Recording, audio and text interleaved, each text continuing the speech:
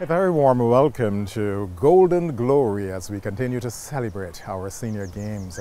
My name is Sherwood McCaskey. As always, I'm pleased that you have joined us. Kathy Harper-Hall's name is synonymous with athleticism in Barbados. For many decades, she has been a teacher, a mentor, a coach, and a mother figure to many of our youngsters whose admiration for her continues unabated to this day. Mrs. Harper-Hall is among the esteemed senior athletes who participated in the senior games here in Barbados, advocating for active aging and a healthy lifestyle. As she shares her remarkable journey and the camaraderie experienced during the games, it is worth pondering, how did it all begin for Mrs. Harper-Hall? I'm from an extremely rural village in Jamaica. Rural as in rural. I started doing this from Sunday school, like when I was 5, 6 years old. And the church that we used to go to was on a hill. And so going to Sunday school, we had to go to Sunday school. But then after Sunday school, the adults were doing their thing, and then we, the children, had to find things to do. So we just used to run up and down the hill, you know. And we used to race each other from the foot of the hill back up to the church, run, and that is really where I started running. And then as we got a little older, that became competitive. Instead of just running up and down the hill, we would race each other up and down the hill. And then in my primary school, we didn't have any playing field, so we didn't have any like athletics, or we didn't have any sports. You know, we used to just play games, the normal game that children play. But we didn't really have like sports, competitive sports. So then I couldn't participate in competitive sport in primary school. But then when I went into secondary school, first of all, the most interesting part of it is that when I went to secondary school, I was living like 5 miles away from my high school. And in my time, there was nothing called school bus. And the bus that used to come to the village used to come in the opposite direction. When I was going to school in the morning, they were coming up. And when I was coming home, they were going down. So the only thing in my village as a vehicle was a milk truck. And my father declared, no, you will never be going on that milk truck with all those men on it. So the alternative was to walk. 5 miles to school in the mornings and 5 miles home. Now, my high school was a boarding school. So I had all my friends. So what I used to do is to leave my clothes at school with my friends, leave my books, do my homework when school is finished, and then run home in the evenings, run back to school and run the 5 miles in the mornings, get to school, go to my friend's room and have my shower, put my school clothes on. That's really where my athletic career started. Then I played netball for my high school. But again, we didn't have much of a playing field. So most of our athletics, much of our running used to take place in a riverbed, actually. And our netball, we'd play like half court.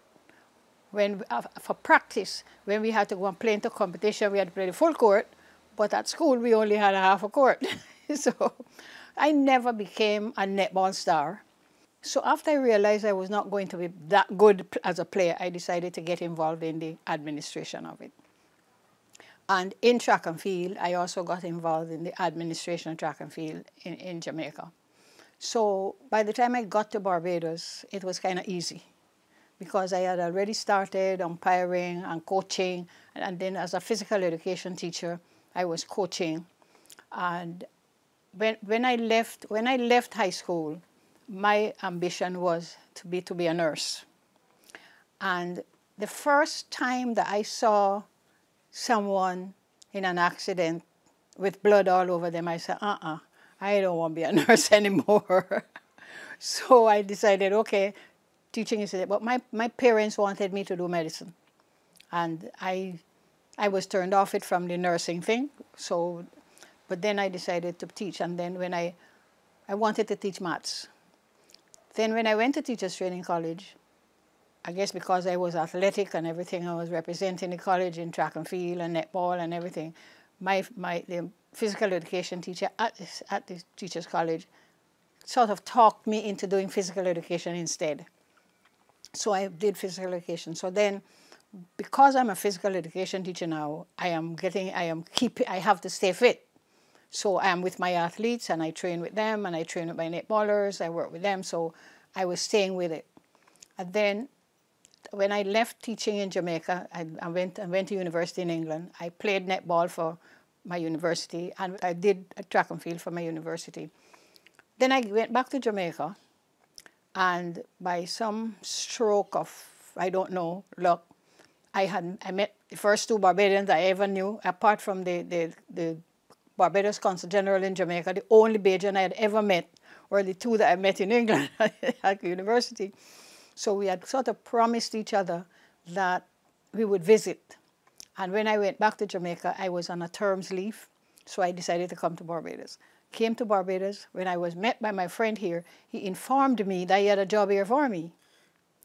And I'm like, what? How could you have a job for me when I have a job already and I am on leave from my job? I am on a bond because I was on a scholarship, because I had a Commonwealth scholarship to go to university in England. So I was on a bond, and I had a job, and I was on leave, so it would have been totally illegal. I'd be looking for jail to take a job. Anyway, he took me to the school. This was the Allen School. I went to the Allen School and spoke to the principal. I said to him, I cannot take your job. But because I'm on a term's leave, I could make arrangement to stay for the term and work out the term. If you wish to give me an honorarium or something, find somewhere for me to live, give me something to eat, you know, but I cannot take a job, you know. And in those days, the school board was in charge of the school, so the school board could make their decision. So I stayed there for the term and in physical ed, phys ed, but I never really had any form of competition at all, just trained the children. I went back to Jamaica. I got relief to come back to Barbados to take up a job at the Allen. I took it up, and I just threw myself into teaching, working with my students. I spent 5 years at the Allen, 4 years at what was then St. Lucie Secondary, which is now Darrell Jordan. And I never competed again. I never even trained, just what I would have been doing with the students. But then in 2002, when Senior Games started, very interesting, my grandson came home from school Thursday evening and said to me, Mom, I hear the old people running up the stadium Saturday. You going? I said, no, I don't know. What, going to do what? He said, Mom, you could run. You could go and run. So he said, but I want to go. And this is a young man, young boy, you know, little boy. He want to go and watch old people run. So I said, okay, we'll take you.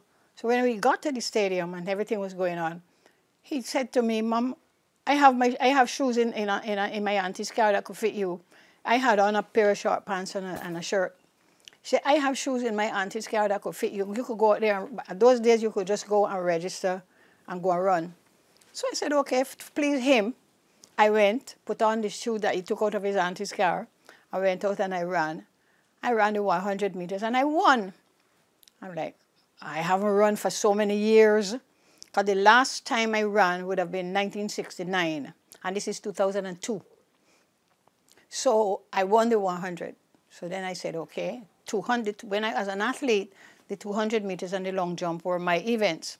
So I said, if I won the one, then I may as well go run the two. So, but I used to keep fit though. I used to stay fit, you know, just not train for anything like that. So I went and I ran the 200 and I won. This thing looks serious now. Then when they called for the 400 and I looked out there and I saw the same people that I had beaten in the 100 and the 200, I said, well, I could as well go run the 400 too. So I did that. And that's really actually how I started in Senior Games.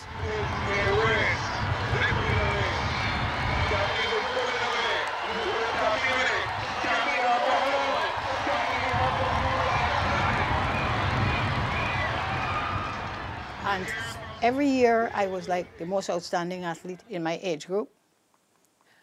People were having so much fun. You know, I may tell you, people were running in like some long skirts, and the lady running with her hat and holding her hat that it would not blow it off. And some people were running, take off the shoes. They start the race, and halfway through the race, they stop and kick off the shoes. It was a fun thing, really, really a fun thing. And when I saw it, I thought, wow. Because based on the conversation that we had had with the minister before, Roll and I had had with the minister before, that is how we had envisaged it. We had envisaged a fun thing. And when we got there, it was a fun thing. And I think for the first 3 games, it was like that. And then after we started to go to Utah, the tone of the game started to change. And it changed gradually, gradually. Every year you would see it until it became inter-school sports. But Kathy Harper-Hall, with about 40 meters to go, is quite comfortable. Let's see, it's Kathy Harper-Hall, comfortable winner. Let's find out who's going to be second and third and so forth. Lane 2. Yeah. Then in 2004, when the ministry decided to send the teams off to Utah, I was one of the ones selected to go. And I've never looked back. I don't want to see it come back to the days when you're running a long skirt and a hat, you know, and holding up your clothes. And I don't want to see it come back to that. But I would like to see it come to a place where anybody would want to come and participate, because they're not seeing the competition. They are seeing the value of preparing themselves, that they could come and showcase what they have been doing. Win, lose, or draw should not be important. Just come and participate. And that is one of the reasons why I love the Huntsman Games. And I will always go to the Huntsman Games, because the Huntsman Games is, you just go. Nobody bothers about whether you win or you lose. When we go there, they're all afraid of Barbados. Everybody's afraid of Barbados. As soon as a Barbadian is in a race, everybody gets jittery. But that's not the point. I remember one year when I went, there was this lady who, on her way to the games, she had an accident and she broke her leg. And her leg was in a cast. And she came out and she said, listen, I came here to compete, cast or no cast. And that woman did her 100, 200, and 400 with the cast on. Of course, you know, you're going to take her ages to finish, but it didn't matter. We have had men 100, 102, 103, 95 come out. Some of them could barely move. There was one that we used to call him Chippy, because all he could do was chip, chip, chip, chip, chip. But he was going to do the 100, the 200. So there was this particular lady. She was in her 90s, and she was a survivor, a breast cancer survivor. And she came, and this lady did from the 10,000 right down, 10,000, 5,000, 1,500, the works. So, and what they had to do for her is to wait on her, because when everybody else was finished, she had 3, 4, 5 laps left to go. But nobody cared. The important thing is she was participating. And so for me, that is what I would have liked to see happen with our senior games. For me, I think that I'm coming closer to the end of my participation. I tell my children I'm now in the departure lounge. So I am coming closer to the end of my participation, mainly because of my health. Over the last 2 years, I have had some really serious medical setbacks. First of all, it was the COVID. It was a near-death experience for me. And when I came out of it, I lost my eye. I lost my right eye. And I'm in the process of losing my hearing as a result of what transpired during the COVID time. But nothing is wrong with me mentally, emotionally, all the other alleys. You know, I'm fine. And one of the things that my ophthalmologist told me is that my left eye has 20/20 vision. So I make use of it. I just make sure that I use it and rest it. You know, I don't overwork it. And in the case of my hearing, I am doing what I need to do. You know, if I have to get hearing aid, I get hearing aid, you know, and I do what I have to do. So I'm not deterred. I believe in active aging. I am a firm believer in active aging, and I age actively. I have my own treadmill. I have my own stationary bike. I have my own weights, and I work with them. So I get up in the mornings, I get on my treadmill. So even though I can't go down to Harrison College where my team trains and work out with them, I get up in the mornings, I get on my treadmill, I do 10, 15 minutes, 20 minutes sometimes. At first I couldn't do more than perhaps at the pace of 2. I find myself I can get all up to 4 now, so I do that. And I get on my bike and I can ride the bike for 10 minutes, 15 minutes, you know, before I get tired. And I'm working on that now to increase it so I can go some more. Because I'm still preparing myself to participate in the games. As I said to you, I know that I will not be able to run at this upcoming senior games. My body is not ready to run. Because of the loss of my eye, my balance is not as it should be. So, you know, I have to be very, very careful. But apart from that, I'm fine.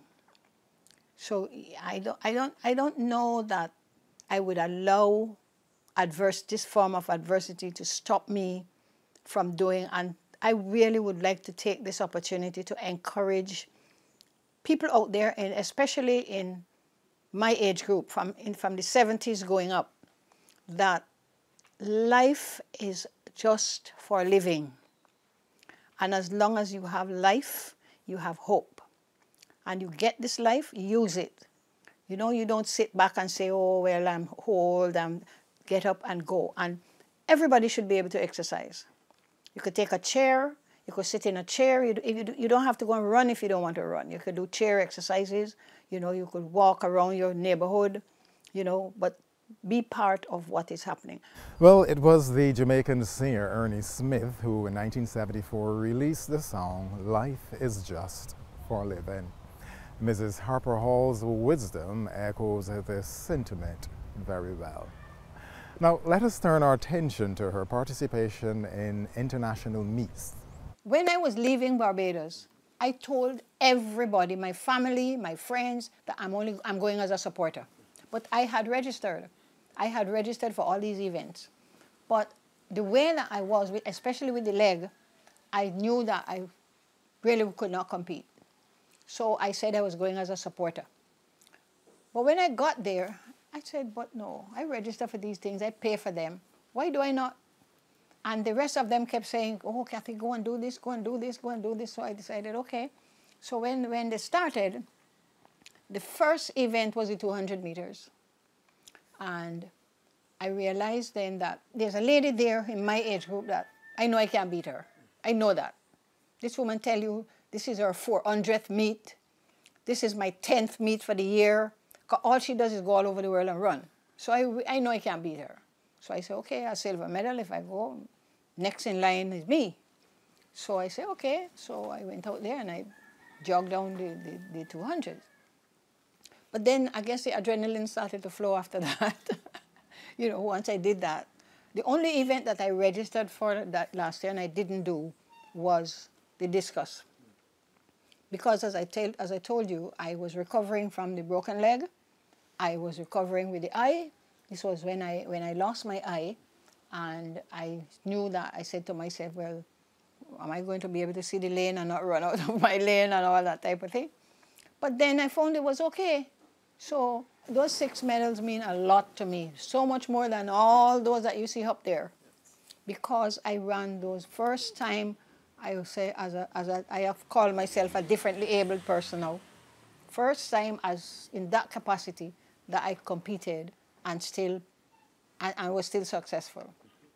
So those 6 medals are my treasured medals. There was a year when I went to Utah that I was not well. And when it was the time to run the 400, I said I couldn't do it. Reverend Durant was there with us. And he said to me, come, let me pray with you. You're going to go and run that race. And he took me around a corner and he prayed with me. And he said, don't go and do it. I said, but Rev, the leg is hurting and my body is not fit. He said, go and do it. And I went out and I ran and I won. I got a gold medal. When I came back, I gave it to him. I said, this is your medal. Because normally I would not have gone. And then 2022, because it was right after my COVID experience, 2022, and I had not fully recovered. Because I started having these medical issues since the COVID. Yeah? And again, when it came to the 400, I said I was not going to do it. And this lady who competes with me, and she sometimes beat me, she said to me, you're running 400? I said, no. She said, come and run the 400. I said, no, I'm my body, I can't run the 400. And I was lying down. I didn't warm up or anything, I was lying down. And she came back to me and said, I just registered you. I said, how could you register me? I'm not running. She said, come and run. So she was so adamant. I said, all right, I can't walk. I walk behind you. Because I knew she was going to win, because I was not in any shape to do it. So I came down. I didn't even have enough time to put on my track shoes, because they had already lined up. She had already registered me, and the people had lined up. So I went and stood up in the thing, and I said, okay, I'll just walk this. But when the gun went off, I started to run. And for some reason or other, I ended up running the whole race. There were, I think, 5 or 6 of us in the race. And I got the silver medal. And to this day, I can't figure out how, honestly. Because I was lying down there. I didn't warm up. Nothing, because I had decided I was not going to run it. So I have had some strange moments, you know, in my running career, and I've enjoyed all of them. With the first year that we went to Huntsman Games, and it was like a culture shock for us. When we heard 100 meters men, 95 to 100, we started looking around at one another. What is going on here? Then when we looked out there, we saw some of the men with starting blocks. Well, I took a picture, and that was my screensaver on my computer for years. And that inspired me. I said, 95 to 100, and coming out of starting blocks? I mean, they could barely come out. But the point is, they had it. And I said, this is it, you know. That is one major thing that inspired me to continue doing this thing. And then there was a year when there was this doctor who was 105 years old, and he decided to participate. And he could barely make it, but his son walked with him. He did the 100 meters and the 50 meters, and his son walked with him just to make sure that he was okay. Got to the finish line. He got his medal, because he was the only person in his age group, so he got his medal. But I'm saying, these people come out there to do this. Why not? Why not me? You know? So those are the things that really, it's watching other people. And then there was, as I told you about this lady, I have a picture of her inside there, who came out with, she was a cancer survivor, and she fell in love with Ainsley Lovell. She said Ainsley was her angel. Ainsley used to look after her. But when I watched her and saw how she did it, she really inspired me as well. Her name was Lily. Lily inspired me as well to really get out there and do. And from our local perspective, I always admire Ainsley's her work ethics, how she trains and how she competes. When Ainsley gets out there to run, Ainsley just runs. She don't care who else is in the race, she's gone, you know? And I watch her, and from our local perspective, I always admire her. More so than any other of our athletes. I really admire how she trains. If you get up some mornings, there's a hill up there that you call it Breakneck Hill. Ainsley's up there running Breakneck Hill. Well, personally, I run the hill by Springer Memorial School. You know, that the walk with Springer Memorial School, that's the one I run in the mornings. I do that hill. But she's always up there running Breakneck Hill, you know, and Ainsley gets up in the morning and she's all running. And when it comes to the time to compete and she gets in a race, I don't know if you've ever seen her in a race. But when she gets in a race, as soon as she starts the race, she's gone. And catch me if you can, because she's gone. And it doesn't matter where she is running, whether she's running locally, regionally, or internationally, she's gone. You know, and I really admire that. As Mrs. Harper-Hall continues to be celebrated in Barbados, she is quite pleased with the impact that she has had on the lives of many, and she is prepared for her next journey. I am not afraid of tomorrow, for I have seen yesterday and I love today. I love my life. I love my life. I have lived a good life. I tell myself I've lived a full life. My whole 86 years has been full of giving, serving. I believe in giving, I believe in serving, and that my life is a life of service. And so this is why I said, I'm not afraid of tomorrow. I'm ready. Whatever happens, I am ready. People don't believe me when I tell them that I have already done my own hymn sheet and selected the hymns that I want to be sung, what I want to happen when I'm going home. I fixed that already because I am happy, I have lived my life, I live a good life, and I'm ready. How reassuring it is to witness a lady who, through touching the lives of many, continues to fulfill her purpose here on earth. Golden Glory proudly celebrates the invaluable contribution of Mrs. Kathy Harper-Hall. I'm Sherwood McCaskey. The series continues next week at the same time.